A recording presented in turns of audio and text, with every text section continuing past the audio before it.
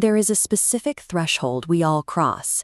It is the moment we realize we are entirely powerless against forces vastly larger than ourselves. On a warm green hillside, that moment seems impossible. Thousands of families sit in the grass, listening to a teacher named Jesus speak about kindness and faith for hours in the bright sunshine. Miles away, the setting is just as serene. A wooden fishing boat moves across gentle water, the sky turning a soft sunset pink as a tired crew rows toward home. Both scenes feel safe, yet very soon, the people in them will be pushed to a breaking point where the illusion of being in charge finally vanishes. On the hill, the crisis builds with the shadows. The sun drops, and the reality of thousands of empty stomachs begins to outweigh the joy of the day. The disciples face a problem of pure logistics. On one side, the demand to feed thousands of people. On the other, a supply that has dwindled to absolutely nothing. Out on the water, the crisis arrives without warning. Black clouds swallow the sky, and violent winds turn the gentle sea into a deadly trap. These men are professional fishermen. They have spent their lives navigating this lake. Yet every bit of their skill and muscle proves useless as the water begins to win. Whether it's a slow realization of lack or a sudden explosion of chaos, the destination is the same. What happens when every human option has been exhausted? In the middle of the hungry crowd, a 10-year-old boy named Eli sits gripping a small cloth lunch bag. Inside is a tiny inventory: 5 small loaves of bread and 2 fish. In the face of the current need, this is a rounding error. When compared to thousands of people, this boy's total net worth is practically invisible. But Eli remembers the teaching about service. Instead of hiding his lunch or eating it himself, he walks to Peter and hands over the only food he has. It is an act of total exposure. Facing a massive shortage, the boy responds by emptying his own hands.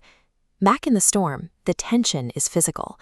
The disciples are bailing water and shouting over the wind, while Jesus is fast asleep at the back of the boat. The fishermen finally reach their absolute limit. They drop the oars and stop trying to steer out of the swells, realizing their own strength cannot save them. They stop fighting the waves and turn to Jesus, waking him with a frantic plea. "Lord, save us, we are going to drown." This is a complete relinquishment of agency. The men who know the sea best have decided that their only hope lies in stopping the struggle. Jesus takes Eli's small gift. He looks up toward heaven, gives thanks, and simply begins breaking the bread. As the disciples carry baskets through the crowd, the bread and fish multiply.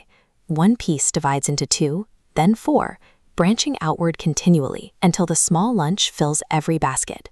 On the sinking boat, Jesus stands up in the middle of the howling wind. He looks at the chaos the disciples could not control and commands the weather to stop. "Peace, be still." Instantly, the environment resets. The howling wind vanishes, and the churning water flattens into a perfectly smooth, silent sheet of glass. When human limitations are placed in divine hands, the logic of the world flips. Starvation becomes an abundance of food, and death becomes absolute peace. On the hillside, the crowd finishes their meal. Not only is every person full, but the disciples gather 12 massive baskets of leftovers. On the water, the terror is gone. The disciples sit in silent wonder, sailing safely across a mirror-like sea under a brilliantly clear, starlit sky. Life's storms and scarcities expose a hard truth. We cannot carry enough or control enough to guarantee our own safety.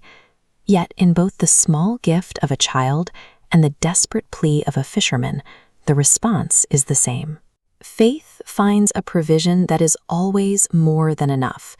No human limitation is too great for a miracle to bridge, provided we are willing to trust in the storm and give with a loving heart.